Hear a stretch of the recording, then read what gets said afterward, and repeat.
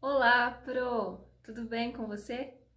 Bem-vindo a mais um vídeo aqui no canal. E no vídeo de hoje nós vamos falar sobre o capítulo 4 do Currículo Paulista, que tem o título Articulando a Educação Infantil e os Anos Iniciais do Ensino Fundamental. Então aproveita, já deixa o like no vídeo e se você ainda não viu os outros vídeos que eu falo sobre os outros capítulos do Currículo Paulista, eu vou deixar aqui no card para você ou aqui no box de informações. E vamos ao que interessa. Bem, já logo no início o currículo nos orienta de que, na verdade, ele valida a ideia de que ambos os espaços, tanto o EMEI quanto o ensino fundamental, precisa validar, precisa propiciar os espaços para as crianças. O que isso significa?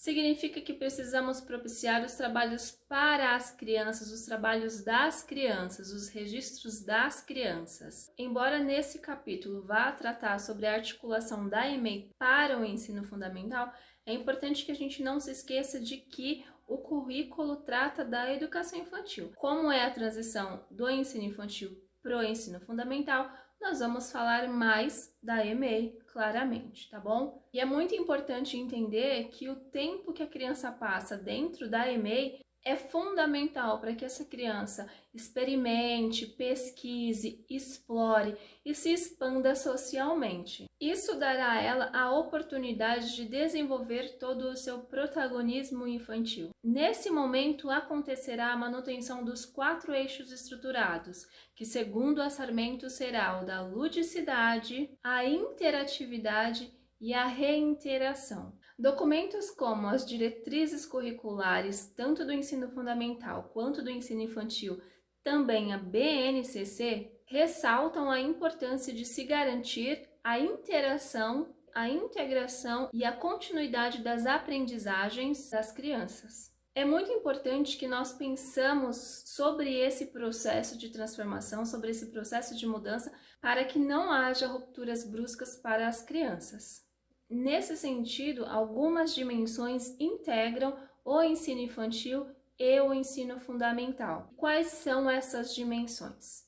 A sequencialidade, a organicidade e a articulação. Na dimensão sequencial, fala um pouquinho sobre a criança frequentar a educação básica e, com isso, constituir o seu processo formativo. Entretanto, não cabe à educação infantil antecipar alguns desses processos. Quando eu falo processos, eu estou me referindo aos processos de aprendizagem. Na realidade, cabe à educação infantil envolver as crianças em processos que ampliem e desenvolvam seus repertórios, sejam eles repertórios culturais, sejam eles repertórios sociais, os repertórios humanos. Porque a partir disso é que a criança vai criar, vai ter a sua bagagem para conseguir dar andamento, sequência aos seus estudos lá no ensino fundamental. Sobre a dimensão orgânica, o currículo nos fala que tanto o ensino infantil quanto o ensino fundamental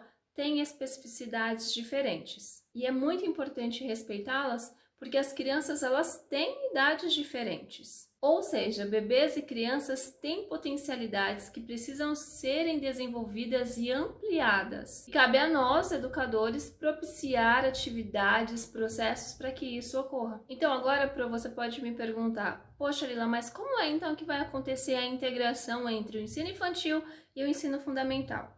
Simples. O ensino fundamental ele precisa incorporar algumas práticas que historicamente vêm do ensino infantil. Isso pode acontecer como? Pela ludicidade, porque historicamente a ludicidade ela faz parte lá do ensino infantil, mas isso não significa que quando a criança chegou lá no ensino fundamental que isso deve ser estancado, que a ludicidade deve acabar. Não, pelo contrário, precisa continuar fazendo parte do ensino fundamental. E aqui nós não estamos falando apenas do primeiro ano, nós estamos falando aqui das crianças do primeiro ao 5º ano, que é o ensino fundamental 1. Então, nós, educadores, precisamos preparar, planejar aulas para as nossas crianças que sejam mais lúdicas, mais atrativas. E, por fim, a dimensão da articulação, que é o que? Nada mais do que o que eu falei na dimensão anterior, na dimensão orgânica. Precisa existir o diálogo entre a escola do ensino infantil e a escola do ensino fundamental.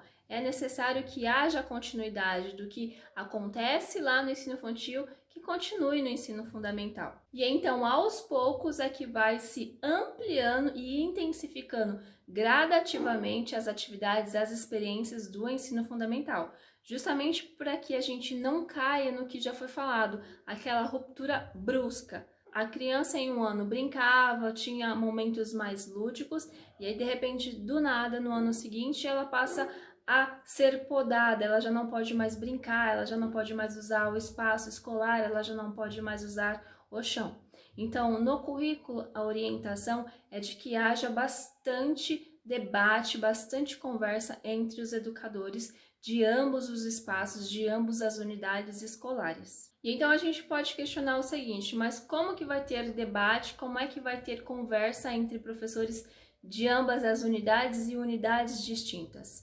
É nesse ponto que o currículo fala que precisa entrar o trabalho da supervisão escolar e dos formadores lá do DIPED. Então, são essas duas instâncias que precisam propiciar formações, precisam propiciar conversas entre as escolas para que seja feito esse debate, para que tenha esse diálogo, para que os professores atuais possam conseguir passar informações importantes aos próximos professores das crianças. Logo, é importante que nós tenhamos formações para entender melhor como é que acontecem essas transições. Mas quais transições, Lila? Simples e tranquilo de entender. A primeira transição ela acontece justamente quando a criança ela deixa o seio da família e passa a ir para o seio. Isso a gente sabe que cada vez tem acontecido muito mais cedo. A gente já pode receber crianças de até 4 meses dentro do seio. Então essa é a primeira transição pela qual a criança passa. A segunda transição é quando ela sai do SEI e vai para o EMEI. E aí ela já não tem mais aquele sofrimento de deixar a família, mas ela vai passar por um outro sofrimento que ela estava acostumada com determinadas pessoas, com determinados espaços, com determinados professores, e aí de repente ela precisa ir para uma escola completamente diferente, onde ela não conhece nada, ela nunca viu e nem sabe como que é. Então essa é a segunda transição. E por fim, a terceira transição é quando essa criança ela vai sair do EMEI e ela vai para o fundamental, para o ensino fundamental. E aí, novamente vai se repetir o mesmo sofrimento. Ela passou lá os 2 anos dentro do EMEI, estava acostumada, conhece todos os professores, já pinta e borda, sabe como funciona tudo, e agora ela vai para uma nova escola, onde ela não sabe quem são as pessoas, quem será a sua professora. E aí, novamente, a gente precisa olhar e pensar, precisamos evitar que as nossas crianças passam por mudanças tão bruscas, porque a gente sabe que mudanças bruscas podem causar determinadas situações, determinadas coisas nas crianças que talvez não sejam tão positivas. Então, o que é que a gente precisa entender? Nessas 3 transições, é importante que a escola seja preparado para a criança e não o inverso. O inverso é totalmente falso. Não é a criança que precisa ser preparada, é a escola que precisa ser preparada, se preparar para receber, para recepcionar essas crianças. E é muito interessante isso porque o currículo ele fala o seguinte: quando nós vamos receber a nossa turma nova, o que é que nós fazemos na escola? Nós preparamos uma reunião para recepcionar, para conversar com os familiares, para passar algumas regras, para falar como que vai funcionar algumas coisas. E aí o currículo ele falou o seguinte: é importante que nós, educadores, nós estejamos genuinamente participando dessas reuniões e não burocraticamente. Eu achei isso muito fantástico. Por quê? Porque pode acontecer às vezes que a gente vai participar dessas reuniões porque a gente tem que estar lá para cumprir tabela. Eu vou lá, vou me apresentar, vou falar um pouco sobre quem eu sou e rapidinho para que acabe logo e os pais possam voltar para suas casas. Isso é o burocrático. E aí o currículo fala, não é o burocrático que tem que acontecer.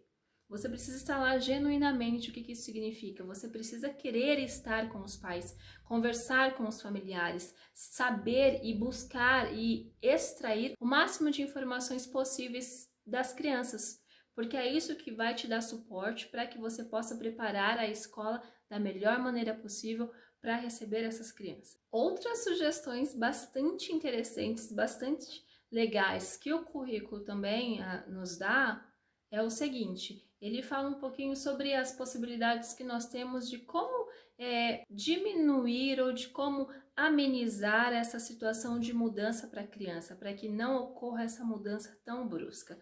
Então ele fala o seguinte: olha, que interessante seria se a EMEI, por exemplo, entrasse em contato com os responsáveis com a gestão do ensino fundamental e houvesse uma troca.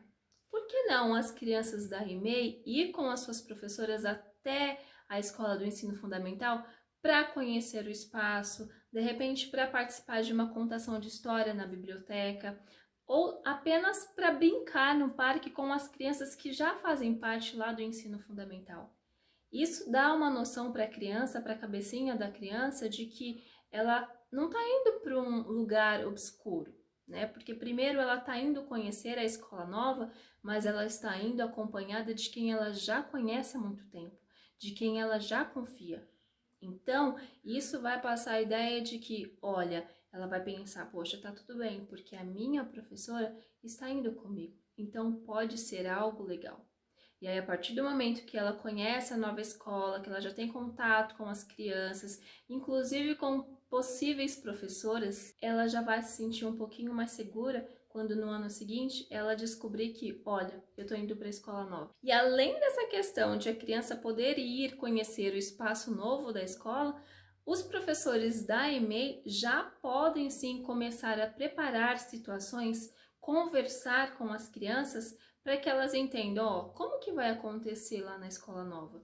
E para isso o currículo fala que nós podemos desenvolver alguns jogos dramáticos, sabe? Pegar situações que podem ocorrer na realidade e desenvolver com as crianças da EMEI como se fossem pequenos teatrinhos assim. Isso certamente vai ajudar as crianças nesse processo de mudança, nessa transição escolar. A ideia das crianças de saírem para o EMEI e ir até a escola do ensino fundamental para conhecer o espaço, as pessoas, enfim, socializar um pouco, é muito legal. Mas o que as professoras do ensino infantil da EMEI podem fazer também para contribuir nesse processo de mudança, nessa transição das crianças? É aí que entram os registros. O currículo fala que a gente não pode fazer registros que eles sejam, desculpa a expressão, meia boca. Nós precisamos fazer registros mais detalhados, que o nosso interlocutor que está ali lendo e obtendo as informações, que ele consiga olhar e falar, poxa, a Maria é assim, assim, assim. E aí ele consegue já pensar como é que eu posso recepcionar essa criança em minha sala de aula. Então a gente precisa detalhar vivências das crianças, de repente usar até mesmo falas. E eu acredito que não seja difícil a gente fazer isso. Claro que é um pouco trabalhoso, é um pouco burocrático. Sim, eu não estou romantizando essa questão, dá trabalho realmente. Mas pensando na transição, no desenvolvimento das nossas crianças, não seria legal se fizéssemos um relatório bem caprichado? Não é mesmo? Então, para isso a gente detalha. E o que nós podemos fazer? Ao longo dos meses, a gente não tem que desenvolver relatórios? A gente não tem lá o nosso diário de bordo que está falando das crianças?